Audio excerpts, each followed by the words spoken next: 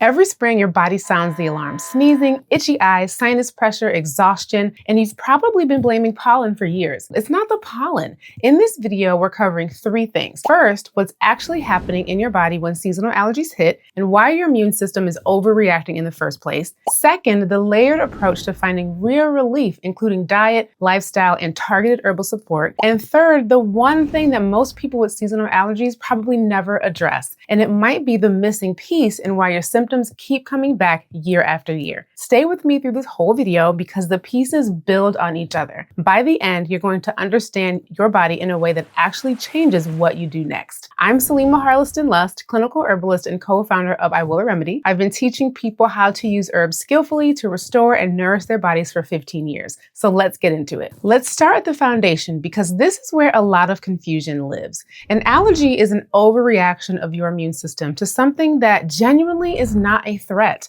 Pollen is not dangerous. Pet dander is not dangerous. Dust is not dangerous. But for some people, when the immune system encounters these substances, it treats them like an invader and mounts a full defense response. That's when you get the sneezing, the congestion, the itchy eyes, the hives, the fatigue. The medical term for these substances is allergens. And the range of reactions they cause goes from mildly inconvenient all the way to serious and life-threatening. But here's the question that actually matters. Why is your immune system overreacting to pollen? This is the most useful question, and it's the one most allergy conversations skip entirely. Here's something that might surprise you. Goldenrod, that bright yellow plant that blooms every fall, gets blamed for causing allergies all the time. People see it and start sneezing. But goldenrod is not the culprit. It blooms at the same time as ragweed, and people confuse the two. Goldenrod is actually a remedy for pollen allergies. We'll get to that. But I bring it up because it's a perfect example of how much misinformation is floating around in this space and why understanding what's actually happening in your body is the foundation for everything else. Your immune system has a specialized type of antibody called IgE, immunoglobulin E. When your immune system first encounters an allergen, it can mistakenly decide this substance is a threat and produce IgE antibodies against it. Those antibodies then attach to a type of immune cell called a mast cell. Now, mast cells are found all throughout your body, in your skin, your airways, your gut lining, your eyes. Think of them as little first responders packed with chemicals ready to deploy at a moment's notice. The second time you encounter that same allergen, the following spring, when pollen comes back, those IgE antibodies recognize it, and the mast cells activate along with other chemicals that we talk more about in our histamine video. They released their stored chemicals, and the most significant one is histamine. Histamine is what creates most of the symptoms you actually feel. It makes blood vessels expand, it triggers mucus production, it causes tissue to swell. It's responsible for that itchy, inflamed, reactive feeling throughout the body. So in plain terms, your immune system saw pollen, decided it was dangerous, built antibodies against it, and now every time pollen shows up, it fires the alarm, whether or not there's an actual real threat. This is important because it means what you're managing isn't just a reaction to pollen. You're managing an immune system that has become hypervigilant, and that completely changes how we approach getting relief. Now, some of you are probably thinking, Selima, this sounds a lot like what I've heard about histamine intolerance, and you're right, there is a real connection. If your symptoms seem to go beyond seasonal allergies, reactions to food, chronic inflammation, skin issues year-round, I have a whole video on histamine intolerance that you'll want to watch next. But today we're focused on seasonal allergic responses specifically. One of the most common things I hear is, my allergies used to be mild, now they're unbearable. What happened? This is really common, and there are a few things driving that progression. First, your overall immune system load matters. So think of your immune system's capacity like a bucket. When that bucket is already partly full from stress, poor nutrition, gut inflammation, environmental toxins, poor sleep, there's less room to handle additional triggers like pollen. So what used to be a minor reaction becomes a major one because your system was already overwhelmed before pollen season even started. Second, allergies can result from a decreased immune response, nutrient deficiency, decreased digestive function, and environmental and emotional factors. So it's not just genetics. While a tendency toward allergies may be inherited, how much they actually manifest has more to do with these modifiable factors than with your genetic code. That is significant because it means your allergies are not simply your fate. And third, and this is the one that doesn't get talked about enough, your gut and your immune system are deeply connected. A significant portion of immune activity is tied directly to the health of your gut lining and your gut microbiome. When the gut is inflamed or compromised, the immune system tends to be more reactive across the board. This means that sometimes the path to fewer allergy symptoms runs straight through healing your gut, not managing your nose. Okay, now that we understand what's actually happening, let's talk about what to do about it. I want to be clear about something up front. There's no single herb, no single supplement, no single fix that resolves allergies overnight. What we're doing is working with the whole body. We're reducing the load, supporting the systems that are overwhelmed, and helping the immune system find its way back to balance. This is exactly what I had to do to get rid of my allergies when we moved to Atlanta. I experienced them for one season. I got on my protocol and they never came back. That was over 10 years ago. So it takes time, consistency, and definitely a layered approach. So here's how I think about it. And this is what I've been teaching in my programs for years. Number one, reduce your exposure. This isn't about living in a bubble. It's about being smart during peak pollen season. Keep windows closed on high pollen count days. Run air conditioning in your home and car rather than using the windows or the fans, which pull pollen inside. Check local pollen counts before planning outdoor time. The levels tend to peak early in the morning and on hot, dry, breezy days. Change your clothes and take a shower after extended time outside because pollen clings to fabric and to your skin. And if you have a beard or a mustache, wash it twice daily during allergy season. Rinse your sinuses with a saline solution and a neti pot morning and evening. This flushes pollen from your nasal passages and makes a real difference in reducing immune activation. These feel like small things, but remember, every time your body encounters pollen, your mast cells and other cells are activating. Reducing exposure means fewer activations. Fewer activations means less overwhelmed immune system. Less overwhelmed immune system means more resilience. These small habits have a compound effect. Next, support your diet.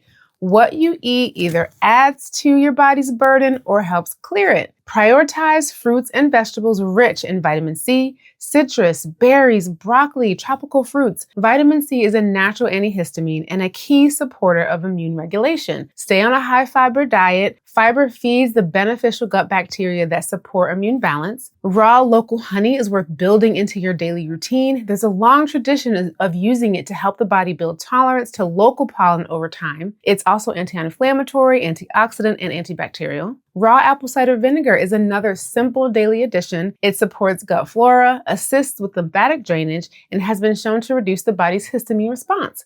A tablespoon in water each morning is low effort and high return. Pull back on what taxes your system. So refined sugar, packaged foods, alcohol, excess dairy, ultra-processed foods. These add to the inflammatory load your body is already managing during allergy season. Now, support elimination and detoxification.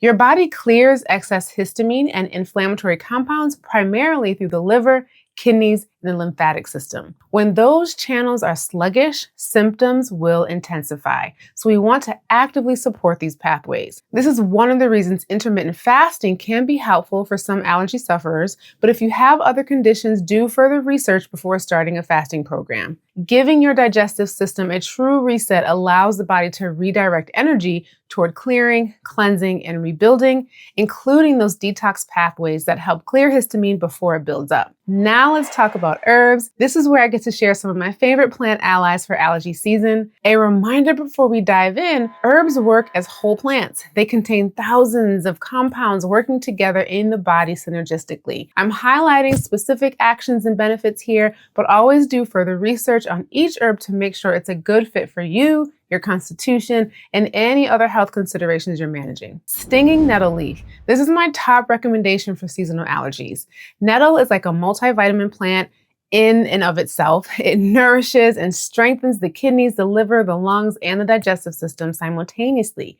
It's a natural antihistamine as well. It helps prevent allergy attacks rather than just respond to them after the fact. It's rich in vitamin C, calcium, potassium, and iron, and it helps stabilize mast cells, meaning it helps to reduce histamine release before it happens, not just suppress it after. Goldenrod. Remember what I said earlier? Goldenrod gets blamed for causing allergies, but it's actually a remedy for them. It's a bitter herb that cleanses the kidneys and liver, supporting histamine clearance from the body.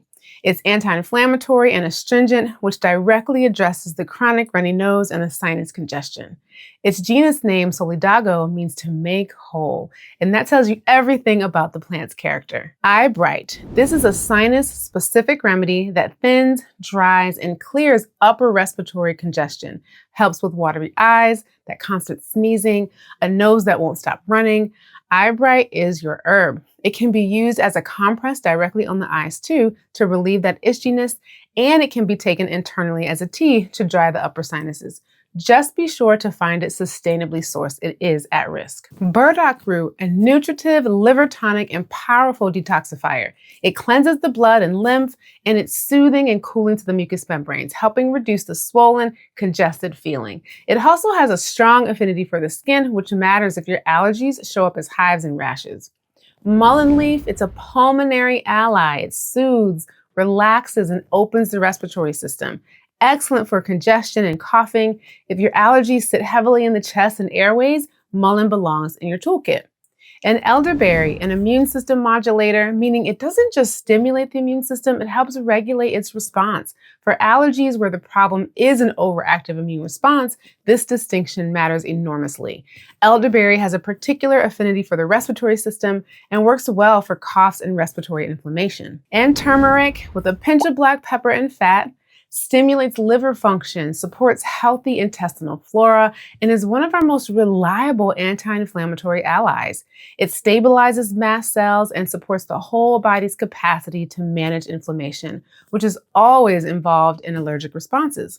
And if your liver is struggling, and most are, your body isn't going to clear the waste that allergies produces, and histamine will circulate longer. Quercetin, not a specific herb, rather a supplement from plants that is a bioflavonoid found in many common foods and herbs that act as a potent natural antihistamine.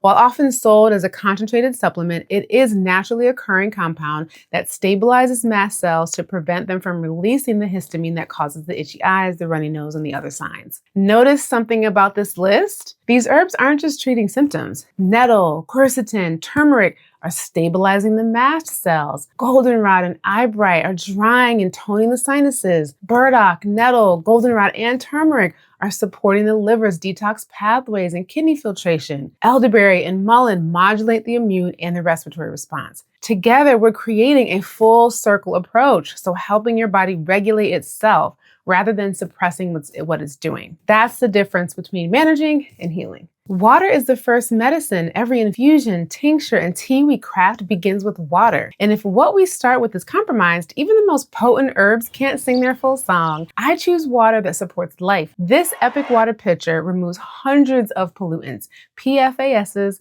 fluoride, heavy metals, microplastics. So what's in your cup is pure water, not worry. It fits in the fridge, is BPA free, and every filter keeps over 1,000 plastic bottles out of the earth. When I brew elderflower for fevers or nettle for deep nourishment, I want each drop to be as wholehearted as my intention. So here's a recipe I've been teaching for years. You can start this today. You'll need 1 tablespoon of goldenrod, 1 tablespoon of stinging nettle leaf, 1 tablespoon of mullein leaf, and 1 teaspoon of eyebright. Place your herbs in a large pot. Pour 4 cups of fresh boiled hot water over the dried herbs. Don't microwave your water. Cover and steep for at least an hour. The longer the better. Longer steeping times help to draw out the minerals from the nettle. Strain and drink at least 2 cups a day. And here's the key timing piece most people miss. For best results, start drinking this infusion about 3 months before allergy season begins and continue through the season. You're not just treating symptoms, you are rebuilding resilience in your immune system in advance.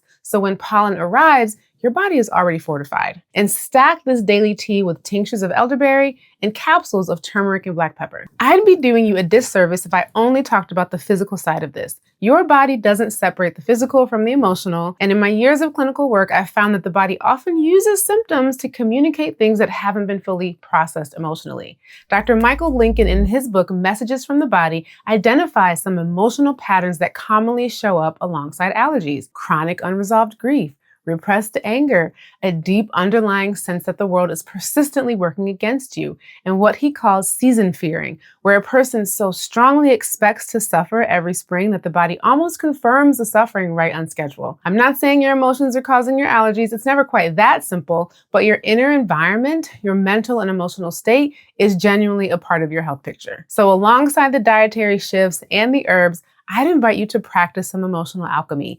Turn your awareness inward. Notice what's there. Journaling, breath work, honest self-reflection. These are not extras or optional.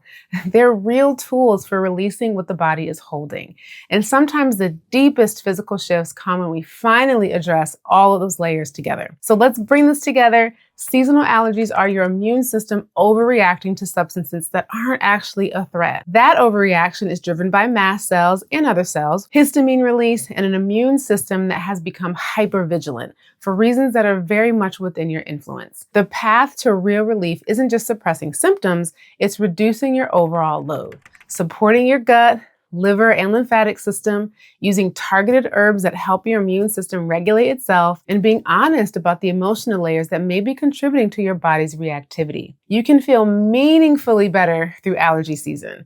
And with consistent, layered support, you can shift your body's baseline reactivity over time. If this video helped you understand why your body overreacts to seasonal triggers, you're going to want to watch my next video on histamine intolerance. It goes deeper into what's happening at the level of mast cells and other cells and the specific enzyme your body needs to break histamine down, and what to do when your system is truly overloaded, not just during pollen season, but year-round.